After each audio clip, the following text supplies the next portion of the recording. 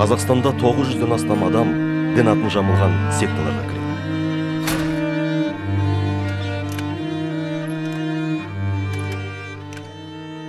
Күн сайын Қазақстанда кем дегенде бір адам дін атын жамылған ұйымдар қызметінен зардап тартқанын айтады.